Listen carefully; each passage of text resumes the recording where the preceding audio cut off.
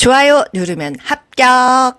다음에 해당하는 노인장기 요양보험 표준 서비스 유형은 간식을 포함한 식사 돕기, 침대에서 휠체어로 옮겨 태우기, 휠체어로 옮겨 태우기, 이게 포인트가 되겠습니다. 1. 정서 지원 서비스, 2. 신체 활동 지원 서비스, 3. 일상 생활 지원 서비스, 4. 개인 활동 지원 서비스, 5. 기능 회복 훈련 서비스.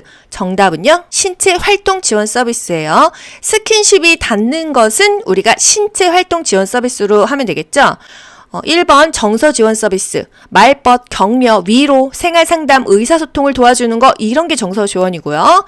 3번 일상생활 지원 서비스는요, 일상적인 생활이에요. 취사, 청소, 세탁, 주변 정리하기, 이런 것들입니다. 또 4번 개인 활동 지원 서비스는요, 외출 시에 동행, 일상 업무의 대행, 요양보호사와 대상자가 같이 외출하거나 요양보호사 혼자 물품 사오고, 이런 것들이 개인 활동 지원 서비스가 되겠습니다. 5번 기능 회복 훈련 서비스, 신체 인지 향상 프로그램 또는 정신 기능 훈련, 물리치료, 언어치료, 작업치료, 이런 것들이 기능 회복 훈련 서비스예요. 다음에서 설명하는 가족 형태는 노인 부모가 인근 아파트에 따로 거주하고 있는 성인 자녀로부터 필요한 때 돌봄을 받고 있다. 1. 핵가족, 2. 조손가족, 3. 다문화 가족, 4. 한부모 가족, 5. 수정 확대 가족. 정답은요, 5번 수정 확대 가족이죠. 노인 부모가 자녀와 근거리에 살면서 자녀의 보살핌을 받는 가족 형태입니다. 노인 부모가 인근 아파트에 따로 거주하고 있는 성인 자녀로부터 필요할 때 돌봄을 받고 있다.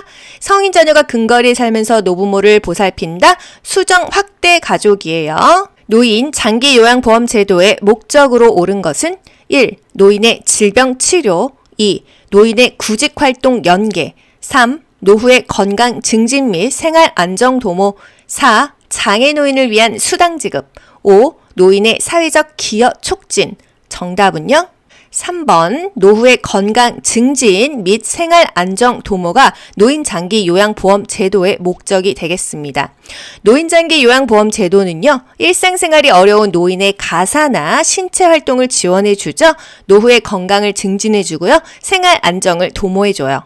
노인 학대가 발생할 수 있는 요인은 1. 노인 공경의식의 강화, 2. 부양자의 사회적 고립, 3. 노인의 자아 존중감 증진, 4. 부양자의 부양부담 완화, 5. 노인 학대 예방 서비스의 확대. 정답은요, 2번 부양자의 사회적 고립이 노인 학대를 발생할 수 있는 요인이 되겠어요. 노인 학대를 발생시킬 수 있는 요인은 가족 부양 부담이 증가하고, 가족 관계가 갈등이 고조되고, 노인이 의존성이 증가하고, 노인의 부양의식이 약화되었을 때, 또 부양자의 사회적인 고립, 또 노인의 사회적 관계망이 축소되었을 때 더 학대가 잘 발생한다. 다음과 같은 상황에서 요양보호사가 수행하는 역할은 대상자가 성희롱을 당했을 때 기관장에게 보고함, 학대 의심 사례가 발생했을 때 경찰서에 신고함. 이거는 어떤 역할일까요? 1번 촉진자, 2번 옹호자, 3번 교육자, 4번 동기 유발자, 5번 숙련된 수발자. 정답은요, 2번 옹호자의 역할이 되겠습니다. 학대받고 소외받고 차별받는 대상자의 입장에서 편들어주고 지지해준다. 옹호자의 역할이에요.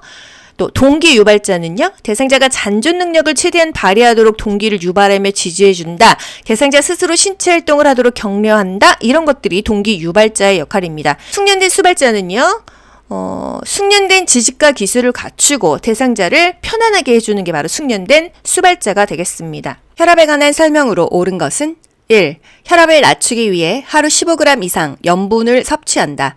2. 포화지방이 많은 음식을 섭취하여 혈압을 조절한다. 3. 혈압은 측정 시간과 자세에 따라 다르다. 4. 고혈압이 조절되면 약물 복용을 중단하고 운동을 시작한다. 5. 대부분의 고혈압은 다른 질병의 합병증으로 발생한다. 정답 뭘까요? 3번 혈압은 측정 시간과 자세에 따라 다르다입니다. 심장과 팔 높이를 같게 해야 혈압이 정상적으로 측정이 되어 그 자세가 달라지면은요, 혈압이 높아지거나 낮아지게 나옵니다. 1번 혈압을 낮추기 위해 하루 15g 이상 염분을 섭취한다? 너무 많죠? 6g 이하로 염분을 섭취하는 게 좋겠어요. 포화 지방이 많은 음식물은 좋지 않습니다. 불포화 지방산이 좋은 거예요. 포화지방산과 지방이 많은 음식은 피하는 게 좋고요. 과일이나 야채, 저지방 유제품을 많이 먹는 것이 좋습니다. 혈압이 조절되어도 계속 먹어야 되는 게 혈압약이에요. 약을 안 먹으면요, 바로 혈압이 다시 올라가겠죠. 5번, 대부분의 고혈압은 다른 질병의 합병증으로 발생한다. 2차성 고혈압은요, 한 5에서 10%예요. 그 비만 때문에 생기는 본태성 고혈압이 거의 다입니다. 90에서 95%예요. 뭐 유전적인 것도 있고요. 흡연, 과도한 음주, 짠 음식, 또 비만 이런 것들로 인해서 혈압이 생긴다는 거예요. 골다공증을 예방할 수 있는 방법은 1. 매일 걷기 운동을 한다. 2. 주기적으로 냉요법을 한다. 3. 혈전 예방 약물을 복용한다. 4. 자외선을 차단한다. 5. 저체중 상태를 유지한다. 정답은요? 1번이죠. 골다공증에는 걷기가 좋다고 했어요. 관절염에는요, 수영이 좋다고 했죠. 근육과 뼈에 힘을 주는 체중 부하 운동이 골다공증에는 좋은 거예요. 산보, 걷기, 가벼운 조깅, 비타민 D 섭취, 햇볕을 쬐면은요, 비타민 D가 생성된다. 이런 것까지 알고 갈게요.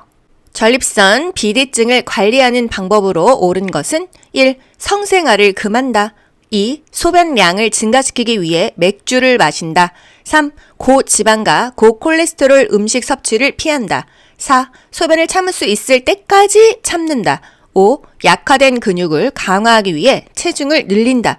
정답은요? 3번 고지방과 고콜레스테롤 음식 섭취를 피한다입니다. 성생활을 금하진 않죠. 발기하는 데 문제를 유발하지 않으므로 성생활은 가능하고요. 맥주를 마시나요? 비대된 전립선이 요도를 눌러서 요도가 좋아져서 소변 줄기가 가늘어지죠. 과도한 알코올 섭취는요, 발기 지연을 초래해요. 전립선 비대증을 악화시키기 때문에 금주합니다. 또 소변을 참을 수 있을 때까지 참을 필요는 없고요.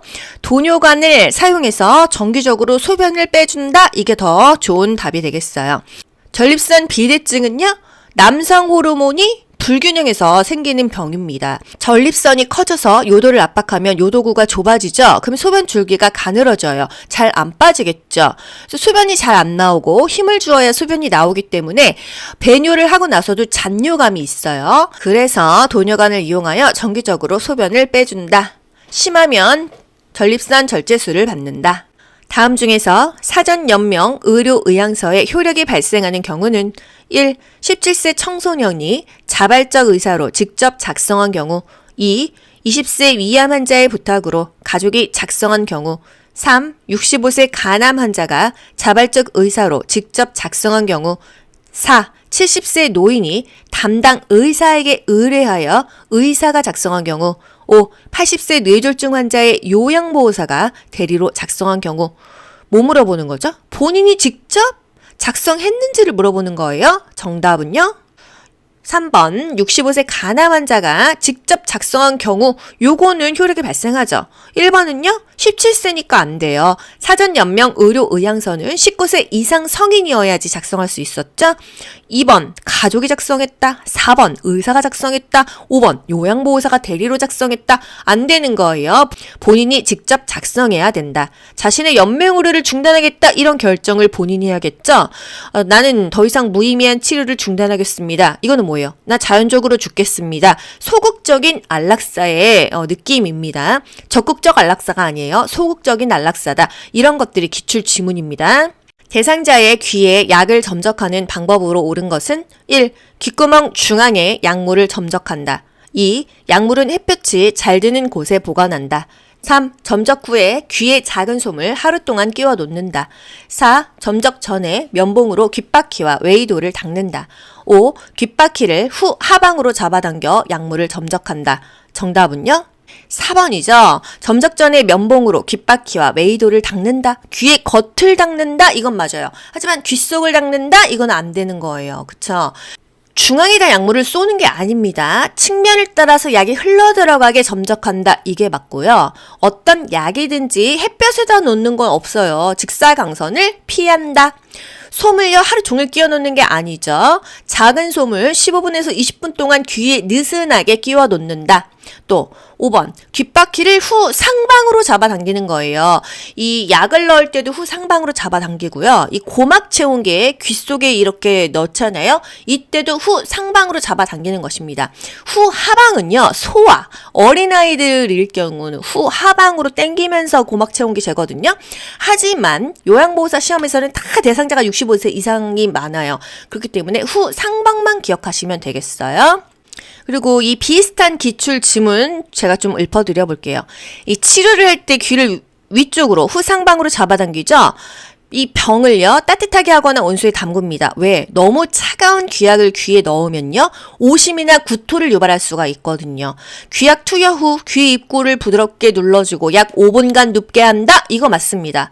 작은 솜을 15분 20분 귀에 느슨하게 끼워 놓는다. 이거 맞아요. 점적하기 전에 면봉으로 귀 바퀴와 웨이도를 닦는다? 맞아요. 양쪽 귀에 귀약을 넣을 때 한쪽 귀에 약을 넣고 5분간 같은 자세로 있게 한다? 요것도 맞아요. 귓구멍의 측면을 따라서 약이 흘러들어가게 점적한다? 다 맞는 표현입니다. 아시겠죠? 65세 이상 노인에게 권장되는 예방접종에 대해 대상자에게 바르게 설명한 것은 1. 폐렴구균은 1회 접종해야 합니다. 2. 파상풍은 3년마다 접종해야 합니다. 3. 백일에는 10년마다 접종해야 합니다. 4. 대상포진은 매년 1회 접종해야 합니다. 5. 인플루엔자는 1년에 2회 접종해야 합니다. 정답은요? 1번이죠. 폐렴구균은 1회 접종해야 합니다. 한 번만 접종해도 되는 거 폐렴구균과 대상포진이에요. 우리 10년마다 파디하자고. 파상풍과 디프테리아는요 10년마다 접종을 해야 되는 것입니다. 보통 디프테리아, 파상풍 100일에를 어릴 때 접종을 하잖아요. 100일에는 추가 접종은 없어요. 10년마다 추가 접종하는 것은 파상풍과 디프테리아입니다. 인플루엔자 독감은요 1년에 한 번 맞죠? 매년 1회 맞는다라는 거. 평생 한 번만 맞으면 되는 거 폐렴구균, 대상포진 요렇게 기억하시면 되겠습니다. 인플루엔자 언제 맞죠? 11, 12월에 보통 맞고요. 65세 이상은 무료로 접종해주고 있죠. 요양보호사가 직업윤리 원칙을 준수한 사례는 1. 대상자의 현금을 맡아 관리하였다. 2. 업무 수행을 이유로 보수 교육을 미루었다. 3. 서비스는 정해진 원칙과 절차에 따라 제공하였다. 4. 대상자의 배우자가 장기 요양 신청을 하도록 유도하였다. 5. 대상자가 어지러움을 호소하여 상비 약을 제공하였다. 정답은요? 3번. 서비스는 정해진 원칙과 절차에 따라 제공하였다. 국가고시에 진짜 자주 나오는 기출 지문입니다. 요양보호사의 직업 윤리 문제. 업무 수행에 필요한 지식을 습득한다. 서비스 제공과 관련된 기술을 지속적으로 습득한다. 열심히 공부한다, 배운다, 다 맞는 얘기예요. 제공해야 될 서비스 내용을 사전에 확인한다. 모든 서비스는 대상자에게만 한다. 서비스는 정해진 원칙과 절차에 따라 제공한다. 보수교육을 통해서 전문적인 지식과 기술을 습득한다. 또 복지용구 구매 알선을 삼가하고 정보 제공만 한다. 이런 것들입니다. 다음 상황에서 요양보호사의 반응으로 적절한 것은 보호자가 부모님 두 분 모두 서비스를 받고 있으니 재빨리도 부탁드릴게요. 다른 기관은 그렇게 해준다고 들었어요. 요양보호사 뭐라고 대답해야 되죠? 1. 규정을 어기는 일이라 해드릴 수 없어요. 2. 그 기관으로 연결해드릴까요? 3. 그럼 하는 김에 같이 해드릴게요. 4. 다른 기관들도 그렇다면 고려해볼게요. 5. 저와 개인적으로 계약하면 추가 서비스를 받으실 수 있어요. 정답은요? 그거 불법입니다. 그거 규정을 어기는 일이에요. 해드릴 수 없어요. 이렇게 거절하는 것입니다. 요양보호사의 행동규범. 개인의 선호를 인정하죠? 대상자 인권을 존중합니다. 요양보호사와 대상자는요? 대등한 관계예요. 본인 부담금 할인 요구했을 때는요? 그거 위법이에요. 이렇게 얘기합니다.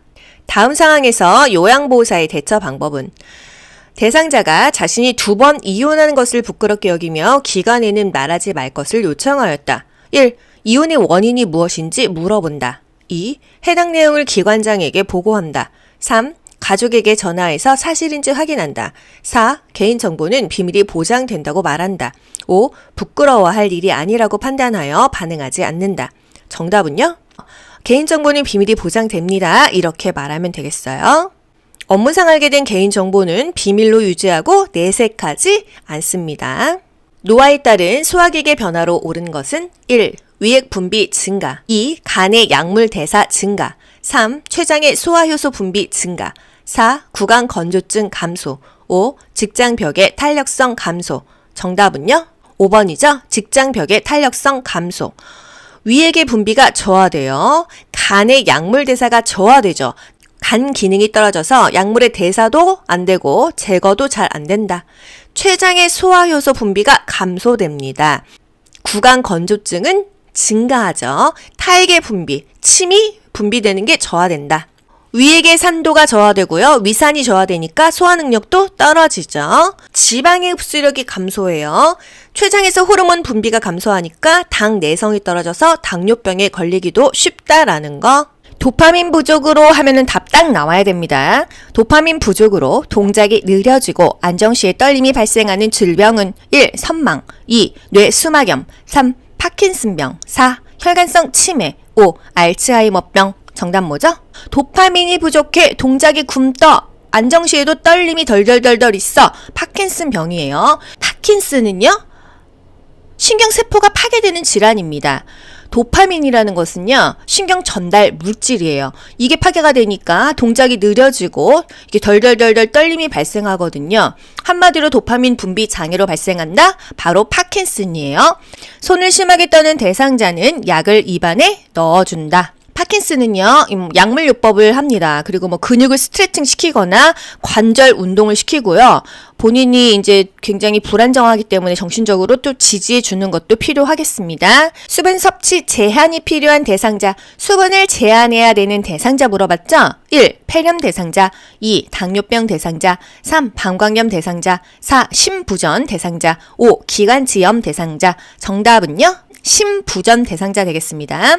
수분을 제한해야 되는 질병, 간심신갑부. 여러분 다 기억하시죠? 폐렴, 염증이 있으면요, 물을 더 먹어야 돼요. 방광염, 물을 더 먹어야 돼요. 그래야 몸 안에 있는 염증을 몸 밖으로 배출할 수가 있다. 이것까지 국가고시에서 원하죠. 수분을 제한해야 하는 질병, 간심신갑부. 간경화, 심장부전이에요. 심부전. 또 신부전, 신장의 부전입니다. 혈액투석을 하는 만성 신부전 대상자다. 물 많이 먹냐 조금 먹냐 이렇게 나와요. 만성 신부전이든 그냥 신부전이든 신이잖아요. 신부전이잖아요. 그러면 수분을 조절해야 된다는 거. 또 갑상선 기능 저하증, 부신 기능 저하증. 물을 먹었을 때 뭔가 붓는 듯한 그런 질병은요, 수분을 제한해라 이겁니다. 노인의 약물 복용 방법으로 옳은 것은 1. 증상이 좋아지면 처방약 복용을 중단한다. 2. 처방약이 변경되면 변경된 처방약을 복용한다. 3. 약물 복용을 잊은 경우 2배 용량을 한꺼번에 복용한다. 4. 약물 부작용이 나타나도 처방대로 계속 복용한다. 5. 약이 없으면 증상이 비슷한 다른 사람의 약을 복용한다. 정답은요? 2번, 약 처방이 변경되면 변경된 처방약을 복용한다. 요게 답이 되겠습니다. 최근 처방받은 약을 먹어야 된다 이거예요. 1번, 증상이 좋아지면 중단해요? 의사의 지시에 따라서 해야 되는 것이죠. 3번, 약물 복용을 잊은 경우 2배를 한꺼번에 복용한다? 안 됩니다. 약물 부작용이 나타나도 처방대로 계속 복용한다. 약물 부작용이 있으면요, 의사에게 물어봐야죠. 의사의 진료 후에 결정하면 되겠습니다. 약이 없으면 다른 사람의 약을 복용하면 안 돼요. 이거는요, 약물의 오용이에요. 비상약, 편의점에서 구입할 수 있는 거 뭐 있었죠? 요거 하나만 찍고 넘어갈게요. 해열제, 진통제, 감기약, 파스, 소화제는요, 편의점에서 살 수가 있어요. 밥 먹고 나서 나 소화가 안 돼. 편의점 가서 소화제 살 수가 있죠? 팔목 삐었어. 파스 살 수 있고요. 감기 걸린 것 같아. 편의점 가서 살 수 있어요. 나 머리가 아파. 진통제 살 수 있고요. 열 나는 것 같아. 해열제도 편의점에서 구입을 할 수가 있습니다. 임종이 임박한 대상자의 신체적 변화로 옳은 것은 1. 혈압이 상승한다. 2. 피부가 붉어진다. 3. 동공이 축소된다. 4. 소변량이 증가한다. 5. 수면 시간이 길어진다. 정답은요? 5번이죠. 임종이 임박했어요. 건강하다가 갑자기 임종을 하는 것이 아닙니다. 계속 기운이 없다가 가시죠. 수면 시간이 길어집니다.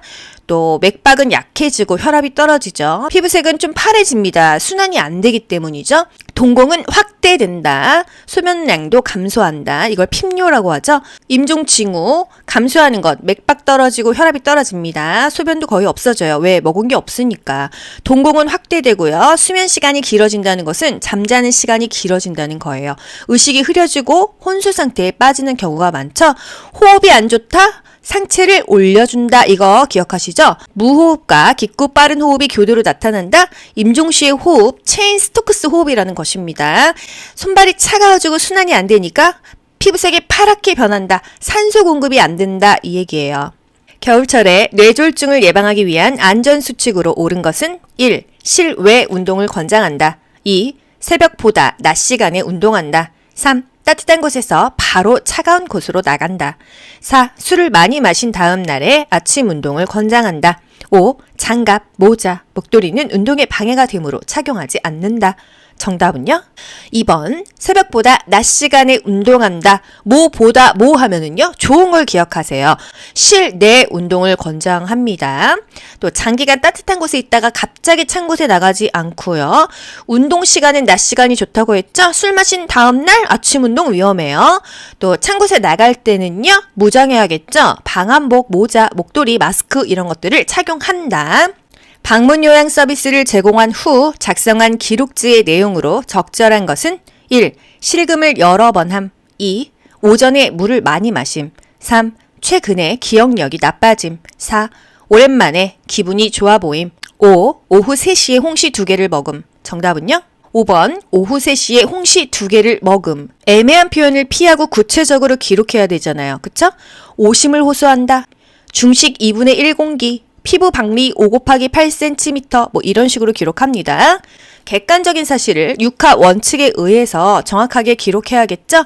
공식화된 용어를 쓰고요. 애매한 표현은 피하고 구체적으로 기록해야 되겠어요. 대상자의 귀에 물약을 투여하는 방법으로 옳은 것은 1. 냉장고에서 꺼내어 바로 사용한다. 2. 약을 넣은 쪽 귀를 아래로 향하게 한다. 3. 귓바퀴를 후 하방으로 잡아당긴 후 약을 넣는다. 4. 약을 넣기 전에 면봉으로 귀 속을 깨끗이 닦아준다. 5. 귓구멍 측면을 따라 약이 흘러들어가게 점적한다. 5번 귓구멍 측면을 따라 약이 흘러들어가게 점적한다. 치료의 귀를 후 상방으로 잡아당긴다. 귀약이 너무 차가우면 오심과 구토를 유발할 수 있기 때문에 병을 따뜻하게 하거나 온수에 담갔다가 귀약을 넣는다. 귀약 투여 후 귀 입구를 부드럽게 눌러주고 약 5분간 누워있게 한다. 작은 솜을 15분 또는 20분 동안 귀에 느슨하게 끼워 놓는다. 점적하기 전에 면봉으로 귀의 겉을 닦는다. 다른 표현으로요. 귓바퀴와 웨이도를 닦는다. 양쪽 귀에 귀약을 넣을 때 한쪽 귀에 약 넣고 5분간 같은 자세로 있게 한다. 귓구멍 측면을 따라서 약이 흘러들어가게 점적한다. 가운데로 쏘는 게 아니에요. 측면을 따라서 자연스럽게 흘러들어가게 넣는다. 이 얘기입니다. 다음 상황에서 요양보호사의 대처 방법은 대상자가 낡은 휠체어를 바꾸고 싶은데 형편이 어렵다고 호소한다. 1. 직접 구입해 가져다 준다. 2. 휠체어를 대여해주고 사례금을 받는다. 3. 이용할 수 있는 서비스를 안내한다. 4. 다른 대상자가 사용 중인 휠체어를 가져다 준다. 5. 평소 알고 있는 업체에서 구매하도록 권유한다. 정답은요? 3번 이용할 수 있는 서비스를 안내한다. 우리가 복지용구 구매 알선 행위는 삼가하고 정보만 제공한다고 했어요. 요양보호사의 결핵 감염 예방을 위한 방법으로 옳은 것은 1. 잠복결핵 대상자와 접촉하지 않는다. 2. 3개월마다 결핵 진단검사를 받는다. 3. 결핵 대상자가 입었던 옷은 소각한다. 4. 결핵 대상자를 돌보기 전 항바이러스제를 복용한다. 5. 결핵이 의심되는 대상자를 돌볼 때는 마스크와 장갑을 착용한다. 정답은요? 결핵이 의심되면은요, 마스크와 장갑을 착용해서 감염되지 않도록 해야겠죠. 1. 잠복 결핵 대상자와 접촉하지 않는다. 마스크, 장갑, 보호구를 착용하고 대상자를 돌봐야 돼요. 우리가 요양보호사 일을 하는데 대상자가 결핵이라고 아무도 돌보지 않으면 그 대상자는 어떻게 해요? 그쵸? 3개월마다 결핵 진단을 받는다? 아니죠? 결핵에 걸린 대상자와 접촉을 했을 때는요, 결핵 감염 검사를 받아야 되는데 잠복기가 있기 때문에 바로는 안 나와요. 결핵은요, 결핵균이에요. 그래서 바이러스제를 복용하지 않아요. 바이러스제를 복용해야 하는 거 대상포진에는 항바이러스제 먹고요. 독감, 인플루엔자는요 항바이러스제를 복용합니다. 결핵이 의심되는 대상자를 돌볼 때는요, 마스크와 장갑을 착용하고 요양보호를 한다. 결핵 대상자와 접촉한 요양보호사는 감염 여부를 위해서 검사를 한다. 단 2주에서 1개월 이후에 엑스레이 검진을 통해서 감염 여부를 확인한다. 또는 일정 기간 지나고 감염 여부를 확인한다. 이렇게 말이 바뀌어서 나옵니다. 결핵 대상자가 사용한 침구류는요, 1강 소독한다, 햇빛에 말린다는 거예요. 그러면 결핵균은 햇빛에 약해서 직사광선을 쪼이면은 수분 내에 죽는다. 몇 분 만에 죽는데요. 또 결핵 증상 2, 3주 이상의 기침이 나오면은 결핵을 의심할 수가 있다 이거예요. 결핵 대상자의 가래가 묻은 휴지는요. 반드시 따로 처리한다. 격리 폐기물 통에 버린다.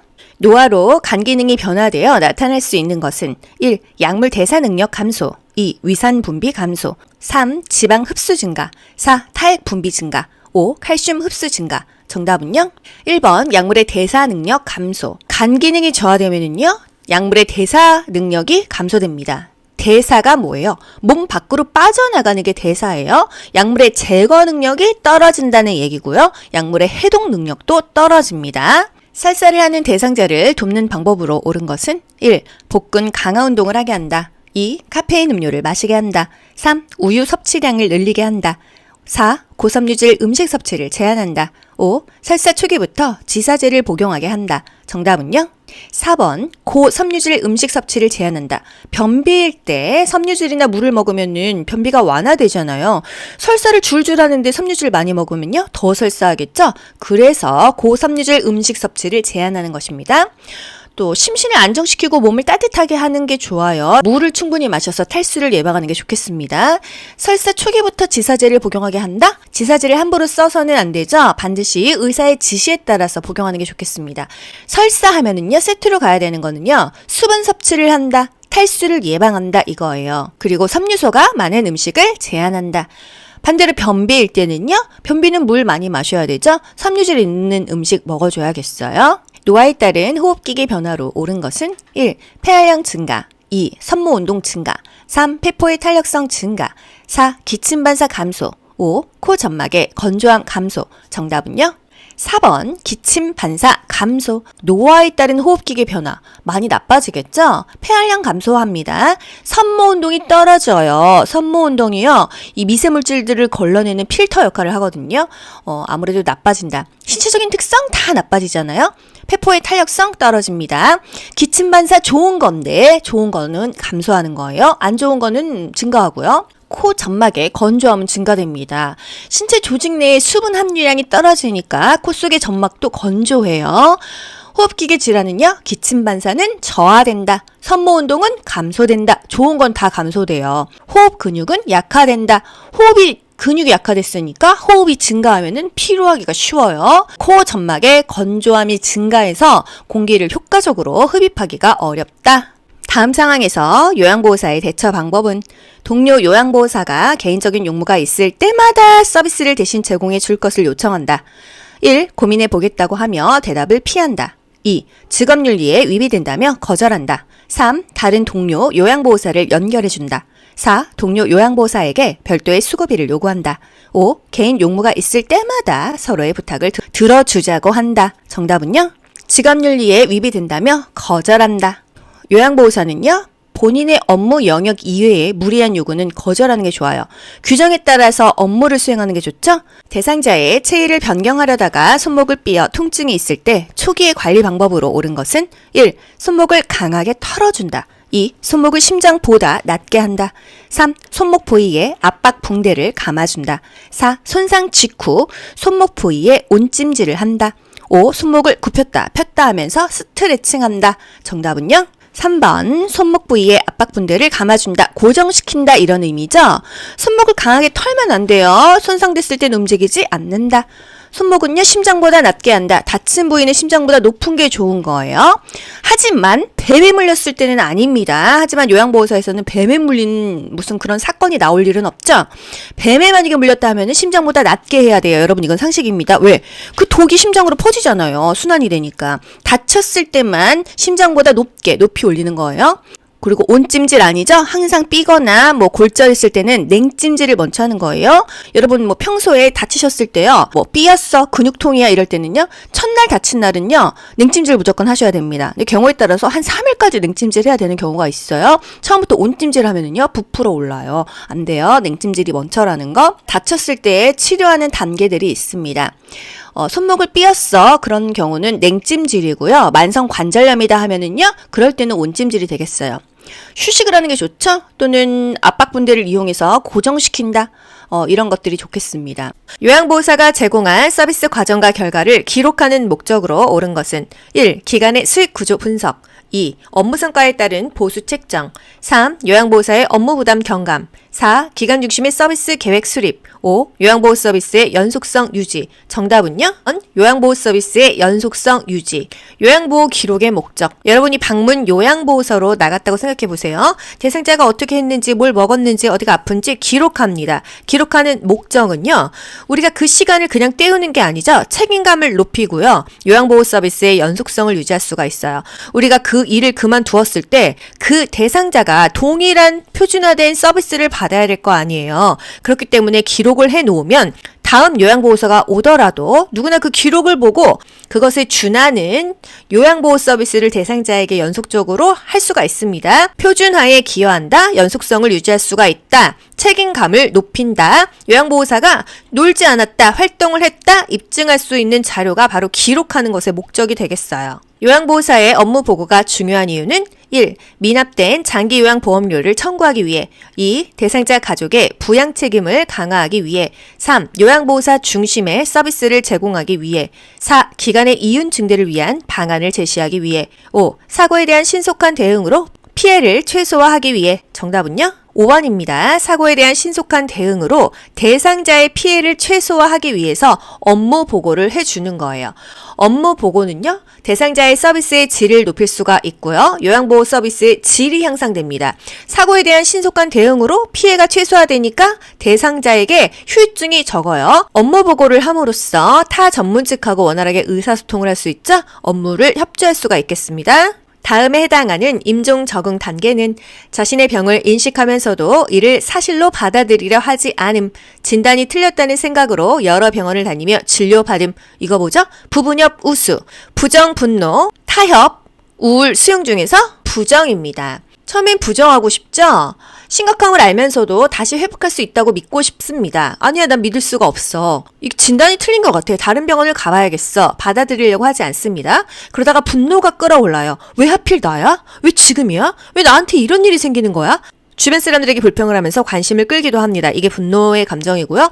그리고 나서는 타협을 시도해요. 우리 막내딸 갈 때까지만 제발 살게 해주세요. 삶이 얼마간이라도 연장되기를 바랍니다. 그러다가 우울해집니다. 더 이상 말하지 않아요. 마지막엔 수용하죠.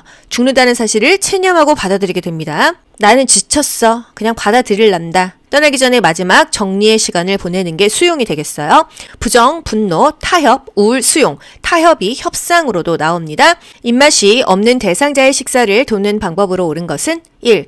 혼자서 조용히 식사하게 한다. 2. 가벼운 운동을 한 후 식사하게 한다. 3. 감칠맛 나는 단 음식 위주로 제공한다. 4. 비슷한 색깔의 여러 가지 반찬을 제공한다. 5. 반찬을 모두 잘게 썰어 먹기 좋게 제공한다. 정답은요? 2번 가벼운 운동을 한 후에 식사하게 해야지 입맛이 좀 돌겠죠? 혼자서 조용히 식사하게 한다? 편안하게 식사하게 도와주는 게 좋지 꼭 혼자 먹어야 좋은 건 아니고요. 감칠맛 나는 단 음식이 아니겠죠? 균형 잡힌 식단이 좋습니다. 다양한 음식을 조금씩 준비해서 반찬의 색깔을 좀 보기 좋게 담아내서 식욕을 돋우는 거 괜찮겠어요? 반찬을 모두 갈면은 어떻게 해요? 대상자의 씹고 삼키는 능력을 고려해서 잘게 썰거나 일반식이거나 갈아서 만들거나 유동식을 주거나 이렇게 다양하게 준비를 하게 되겠습니다. 식재료 준비 방법도 국가고시에 나오죠. 식욕을 돋우기 위해서 식초나 소스로 무침을 한다. 맞아요, 틀려요? 맞아요. 식초나 소스로 입맛을 좀 돋군다 이 얘기고요. 삼키기 쉽도록 재료를 푹 끓이거나 다지거나 믹서에 갈아준다. 연화 능력, 뭔가 삼키는 능력이 불편하다고 한다면은 조금 잘 넘어갈 수 있는 음식을 제공한다. 양배추는 센 불로 익힌 후 약불로 줄여서 찐다. 과일의 과육을 숟가락으로 긁어 먹게 한다. 멸치와 표고버섯으로 국물을 만든다. 이런 것들이 국가고시 기출 지문입니다. 채소는 살짝 데쳐서 볶으면 기름도 조금 들고 색깔도 선명하게 유지할 수가 있다. 대상자의 식사를 돕는 방법으로 옳은 것은 1. 대상자와 함께 생선 가시를 바른다. 2. 투명한 유리 접시에 음식을 담아준다. 3. 의치가 느슨하면 의치를 빼고 식사하게 한다. 4. 평소 좋아하는 드라마를 보면서 식사하게 한다. 5. 식탁 위에 소금을 놔두고 간을 스스로 맞추게 한다. 3번 의치가 느슨하면 의치를 빼고 식사하게 한다입니다. 치매 대상자예요. 대상자와 함께 생선가시 바르는 게 아니라 항상 미리미리 준비를 해놓고 세팅을 다 하고 치매 대상자를 앉히는 것입니다. 식탁에 앉으면 바로 식사하도록 생선가시나 뼈를 미리미리 제거해둔다.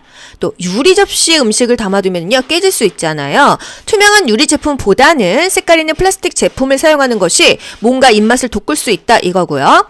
의치가 느슨하면은요 이 부분 틀니 같은 경우는 조그맣게 목구멍으로 넘어가요. 기도를 막을 수 있겠죠. 느슨하다 하면은 빼고 식사하게 하고 의치를 다시 조정을 해줘야겠죠. 치과에서 합니다.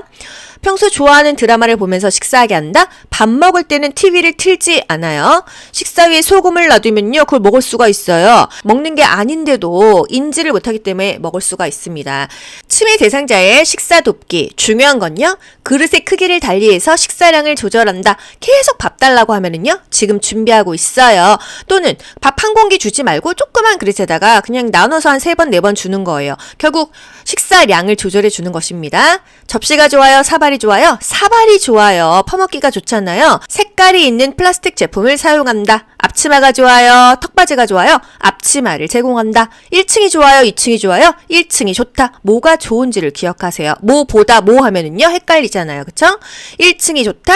앞치마를 찬다. 사발이 좋다. 졸려하거나 초조해한다면 식사를 제공하지 않는다. 영원히 안 주나요? 아니죠. 괜찮아지면 차후에 제공한다 이 얘기입니다. 식사 전에 미리 음식의 온도를 확인한다. 식탁에 앉으면 바로 먹을 수 있게 생선가시 뼈를 제거한다. 앞치마를 입힌다. 약간 무거운 숟가락을 사용하게 해서 내가 밥 먹고 있다, 숟가락을 쥐고 있다 라는 사실마저 잊지 않게 한다. 이게 뭔 소리냐면요. 치매 초기에는 일상생활이 가능하죠. 중기 말기로 갈수록 일상생활도 어렵고 설거지도 안 되고 양치들도 못하고 본인이 밥 먹고 반찬 먹고 이런 밸런스가 안 맞아요. 입에서 씹지도 못해요. 나중엔 삼키지도 못해요. 말도 못해요.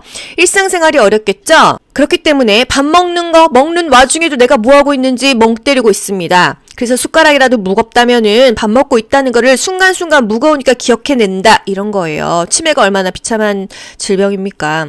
안정된 식사 분위기를 위해서 TV는 끈다. 밥 먹을 때는 TV를 끄고요. 저녁에 석양 증후군일 때 배회하고 방황할 때는 뭐 TV나 음악을 틀어주는 것입니다. 나 밥 안 먹었어, 밥 줘. 그러면 준비하고 있으니까 조금만 기다리세요. 뭐 훔쳐갔어. 그러면요 함께 찾아볼까요? 이런 포인트를 기억하셔야 돼요.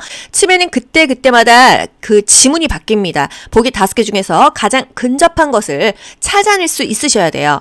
가루약을 복용하는 대상자를 돕는 방법으로 옳은 것은 1. 복용 중인 물약에 섞어준다. 2. 혀 밑에 넣어 녹여 먹게 한다. 3. 가루약을 나누어 여러 번 먹인다. 4. 숟가락에 약을 담아 물로 녹여 먹인다. 5. 입에 물을 머금게 한 후 약을 털어 넣어준다. 보기를 보면 여러분이 더 헷갈립니다. 가루약은요 어떻게 먹여요? 숟가락에 물 넣고 타서 먹인다. 또는 양이 적다면 또는 정확하게 먹이고 싶다면 침이 없는 무침 주사기에다가 물로 섞은 다음에 무침 주사기에다 조금씩 정확하게 먹여준다. 이 2가지만 알면 되는 거예요. 정답 4번 숟가락에 약을 담아 물로 녹여 먹인다. 가루채로 먹으면은요 젊은 사람은 괜찮지만 이 노인들은 기도도 좁아져 있거든요. 살에도 잘 걸리고 이러다가 살에 걸리면 큰일 나거든요. 숟가락을 사용하여 약간의 물에 녹인 후 투약한다. 바늘을 제거한 주사기를 사용했을 때 이 녹인 가루를 흡인해서 입안으로 조금씩 주입한다. 이런 것이 답입니다. 자주 사례가 들리는 대상자 가루약 먹으면은 또 사례 걸려요. 숟가락에다가 물 넣어가지고 약 타서 녹여서 먹인다. 이게 답입니다. 물약을 복용하는 대상자를 돕는 방법으로 옳은 것은 1. 약병 뚜껑의 안쪽이 위를 향하도록 바닥에 놓는다. 2. 색이 변한 물약은 흔들어 섞어 먹인다. 3. 계량컵을 바닥에 내려놓고 물약을 따른다. 4. 물약을 따른 후 손으로 약병 입구를 닦는다. 5. 약병 라벨이 붙은 쪽으로 물약을 따른다. 정답은요? 뚜껑의 안쪽이 위쪽으로 놔야 바닥에 안 닿아서 오염되지 않는다 이 말이에요. 그렇다면 뚜껑의 바깥쪽은요? 바닥에 놔라. 그래야 안쪽이 위를 향한다. 이 얘기입니다. 색이 변한 약물을 흔들어 섞어 먹이는 게 아니라 물약은 흔들어 먹어야 농도가 맞죠? 하지만 색이 변했다. 이거는 뭔가 상했다. 이 얘기죠. 색이 변했거나 혼탁한 약물은 버린다. 계량컵을 바닥에 내려놓고 따르는 게 아니라 눈높이로 들고 처방된 양만큼 따르고 대상자에게 투약하게 되겠습니다. 물약을 따른 후 병뚜껑을 닫기 전에 그 입구를요, 멸균 거즈, 깨끗한 멸균 거즈 또는 알코올솜으로 닦아줘야 되는 거예요. 우리 손에는 세균이 엄청나게 많아요. 라벨이 붙은 쪽을 손으로 잡고 반대쪽으로 따릅니다. 이유는요, 우리가 약을 따르는데 그 약이 라벨 쪽으로 흘러버리면 이 약의 글씨가 안 보여요. 이게 무슨 약인지를 모르잖아요. 그래서 라벨이 붙은 쪽을 손으로 잡고 반대쪽으로 약을 따른다. 이런 디테일까지 알고 가셔야 돼요. 뚜껑의 위가 바닥으로 가도록 놓는다. 뚜껑의 안쪽이 위를 향하도록 놓는다. 세균을 방지하기 위해서. 물약은 흔들어서 혼합해야 약의 농도를 맞춘다. 이런 거 다 국가고시 포인트입니다. 라벨이 젖지 않도록 라벨이 붙은 쪽으로 잡는다. 반대쪽으로 따른다. 말이 바뀌어도 그 의미를 알면은 여러분 다 맞추실 수 있죠? 물약의 용량이 적을 때 바늘을 제거한 주사기를 이용하여 투여한다. 계량컵에 처방 용량보다 많이 따랐어? 남은 거는 버리는 거예요. 아깝지만 많이 따른 그 약의 분량은 병에 넣지 않고 버린다. 그렇기 때문에 처방된 양만큼 따른다. 요양보호사의 근골격계 질환 발생 가능성을 줄이는 작업 환경 조성 방법으로 옳은 것은 1. 복도에 물건을 쌓아둔다. 2. 문턱을 설치하여 공간을 구분한다. 3. 거실 중앙에 얇은 매트를 깐다. 4. 바닥에 물을 뿌려 습도를 유지한다. 5. 야간 근무 시 통로에 조명을 켜둔다. 정답은요? 5번이죠? 야간 근무 시 통로에 조명을 켜둔다. 그래야지 넘어지지 않겠죠. 복도에 또는 바닥에 물건 쌓아두지 않습니다. 걸려서 넘어지죠. 낙상 우려로 문턱은 설치하지 않는다. 바닥에 물기가 있으면요, 잘 넘어져요. 바닥에 물기는 절대로 없어야 됩니다. 근골격계 질환에서 중요했던 거 뭐 있죠? 상하좌우 균형 있게 교대로 운동한다. 같은 동작은 5에서 10회, 동작과 동작 사이에는 5에서 10초 쉰다. 또 그 자세를 유지할 때는요, 10에서 15초간 유지하라고 했어요. 인플루엔자에 관한 설명으로 옳은 것은 1. 혈액으로 감염되는 질병이다. 2. 치료제로 항바이러스제를 사용한다. 3. 증상 발현 이후에는 전파 위험이 없다. 4. 감염자와 접촉한 사람은 증상이 없어도 치료해야 한다. 5. 감염 후 회복 중에 다시 열이 나고 누런 가래가 생기는 것은 정상이다. 정답은요? 치료제로 항바이러스제를 사용한다. 인플루엔자 바이러스거든요. 치료제로 항바이러스제를 사용합니다. 독감이죠. 혈액으로 감염되는 질병이 아니죠. 인플루엔자 독감은요, 공기, 비말 감염 질환이에요.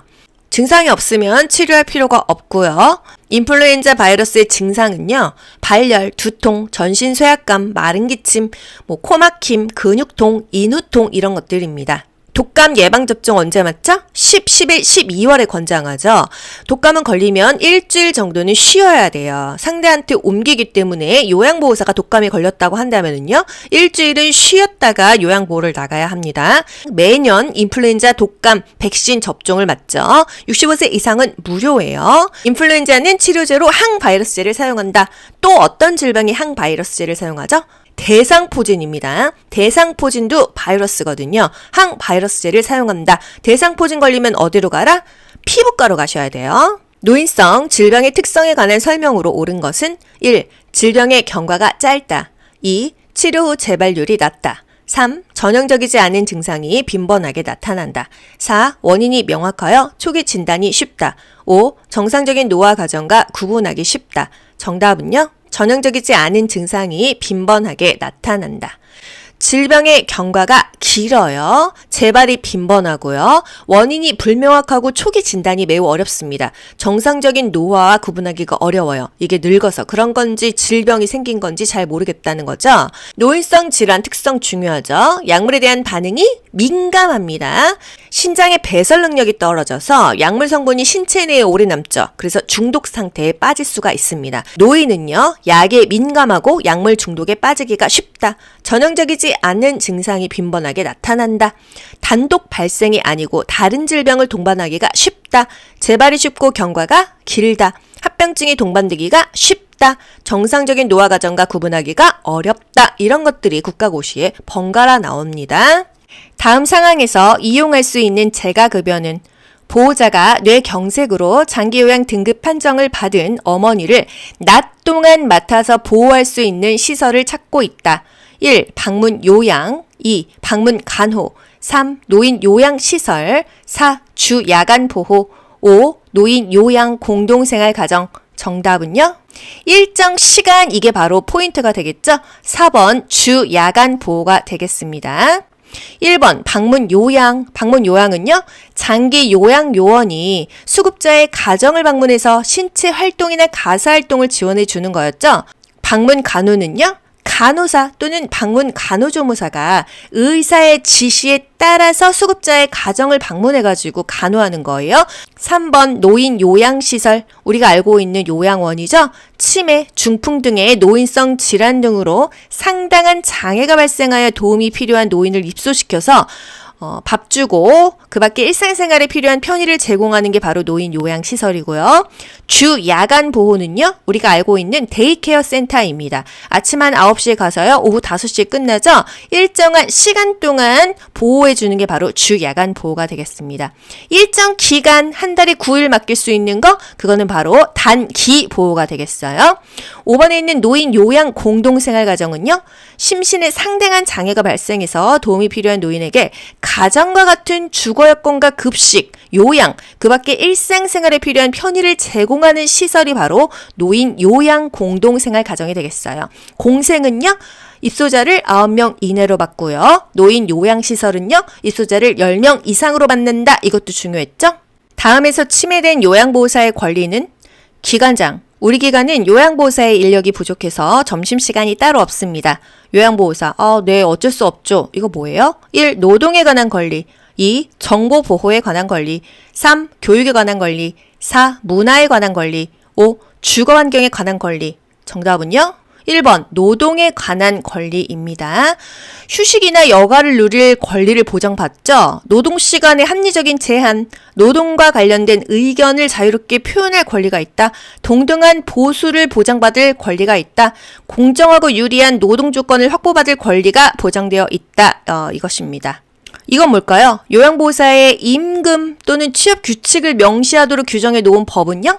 이건 바로 근로기준법이 되겠어요. 근로기준법. 노년기의 사회적 특성으로 옳은 것은 1. 역할의 확대, 2. 생산성의 증가, 3. 내향성의 감소, 4. 경직성의 감소, 5. 유대감의 감소.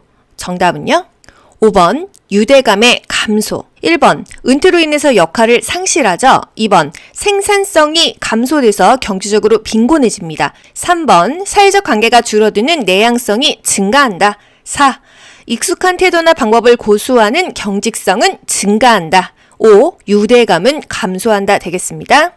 학대받은 노인을 대상으로 사례관리를 수행하는 기관은 1. 대한법률구조공단, 2. 국민권익위원회, 3. 장기요양요원지원센터, 4. 국민건강보험공단, 5. 노인보호전문기관.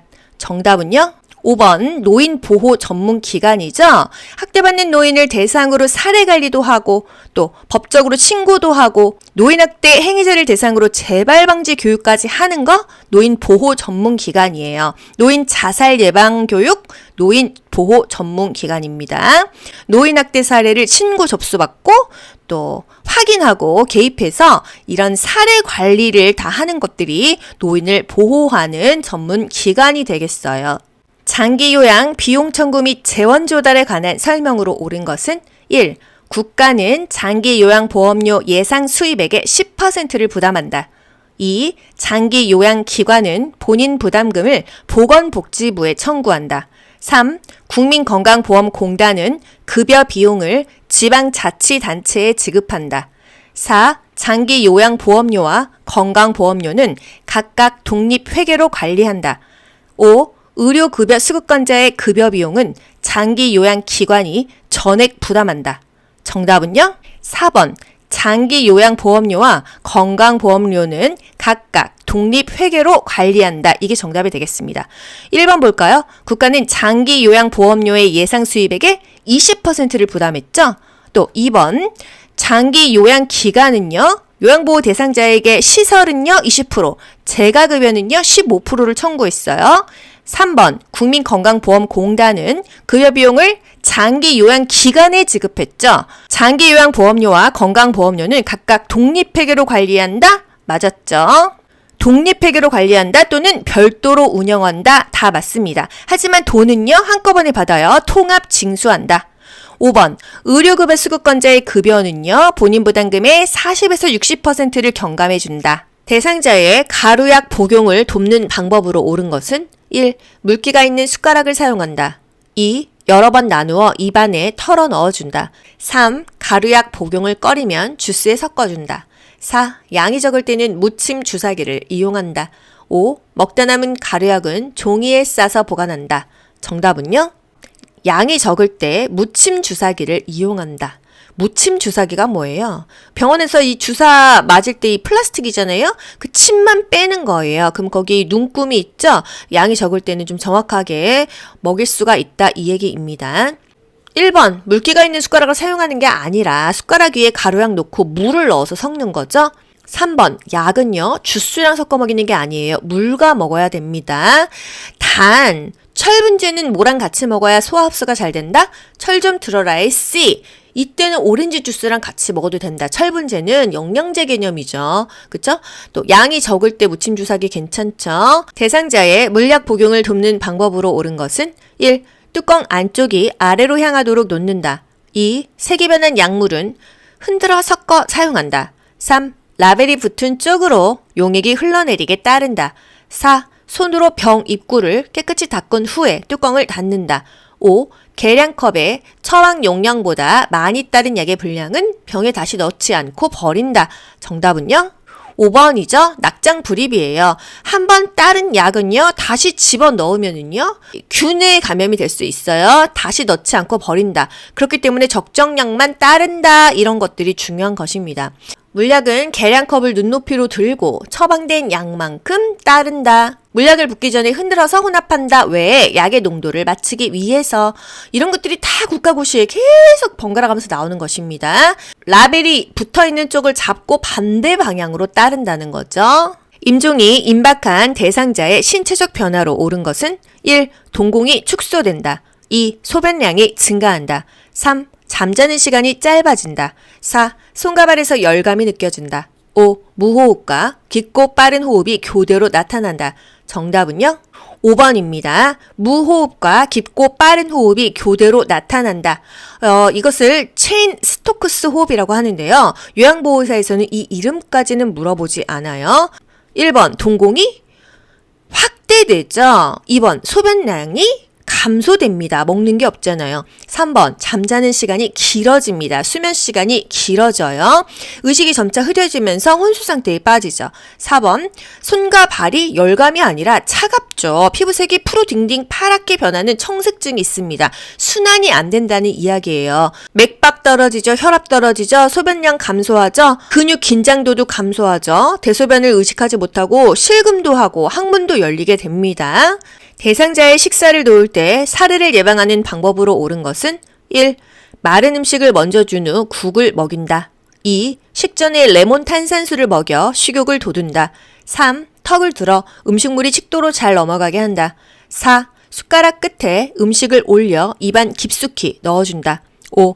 등받이가 있는 의자 안쪽으로 깊숙하게 등을 펴고 앉게 한다. 정답은요?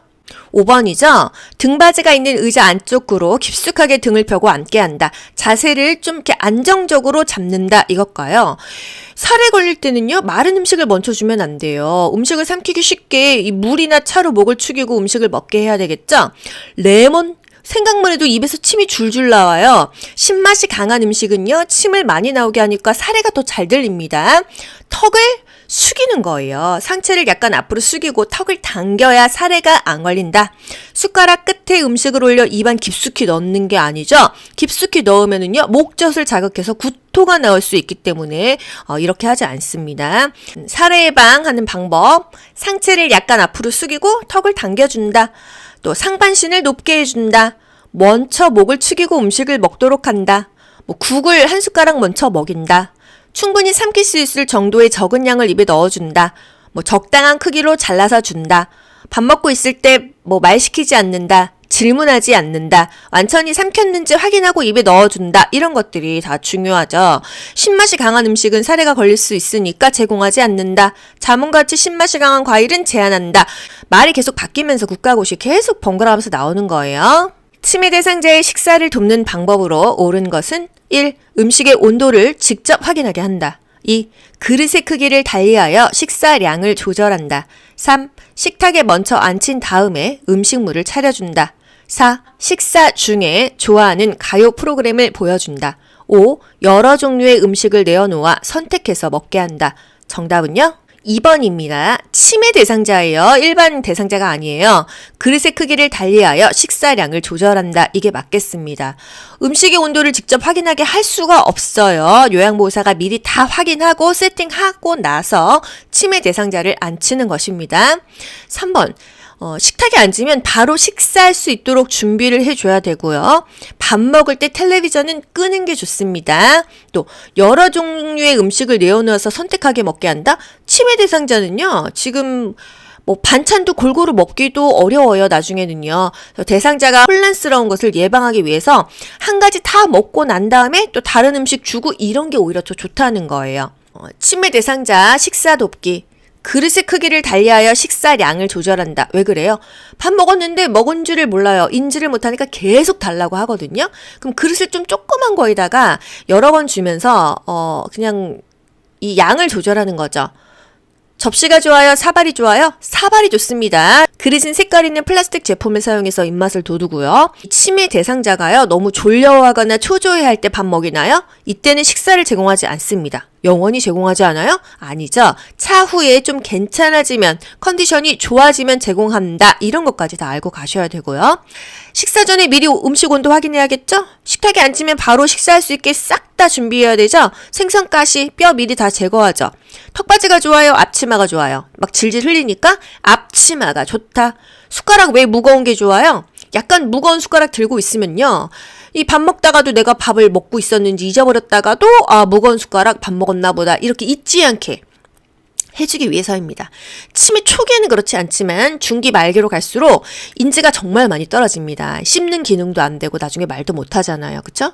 밥 먹을 때는요. TV를 끕니다. 요양보호사가 장기 요양 급여 제공 기록지에 작성하는 내용으로 옳은 것은 1. 장기 요양 이용 계획 2. 대상자의 욕구 평가 3. 인수인계 업무 내용 4. 서비스 제공 내용 및 시간 5. 사례회의 검토 내용 및 결과 정답은요? 4번 서비스 제공 내용 및 시간을 기록합니다. 장기 요양 급여 제공 기록지, 서비스 제공 기록지예요. 이 급여라는 말은 서비스라는 말이거든요. 어떤 서비스를 했는지 그 내용, 시간, 특이사항을 기입하면 되겠습니다. 다음 중에서 요양보호사가 기관장에게 신속하게 보고해야 하는 대상자의 상황은 1. 영화를 보고 싶다고 말한다. 2. 치약을 숨겨놓고 먹는다. 3. 유년 시절의 추억을 수시로 이야기한다. 4. 아들에게 전화를 걸어달라고 부탁한다. 5. 자신을 이전 요양보호사와 비교한다. 정답은요? 보고해야 되는 경우는요? 문제가 있을 때 보고하는 거죠? 2번입니다. 치약을 숨겨놓고 먹는다. 뭔가 지금 문제 있잖아요. 인지 기능이 뭐가 문제 있는 거 아닌가요? 이럴 때 보고를 합니다. 1번, 영화 보고 싶다고 말한다? 영화 보여주면 되겠죠. 3번, 유년 시절의 추억을 수시로 이야기한다? 더 좋죠. 4번, 아들에게 전화를 걸어달라고 부탁한다. 또 자신을 이전 요양보호사와 비교한다. 이런 거는 크게 문제되지 않아요. 우리가 업무 보고를 하는 이유가 뭐죠? 뭔가 문제가 있을 때 이런 사고에 대한 신속한 대응을 할 수가 있어요. 타 전문직과 업무 협조를 하죠. 원활하게 타 전문직하고 의사소통을 하죠. 그러면 그 대상자의 피해를 최소화할 수가 있겠죠. 그렇게 되면 그 대상자의 요양보호 서비스의 질이 향상되죠.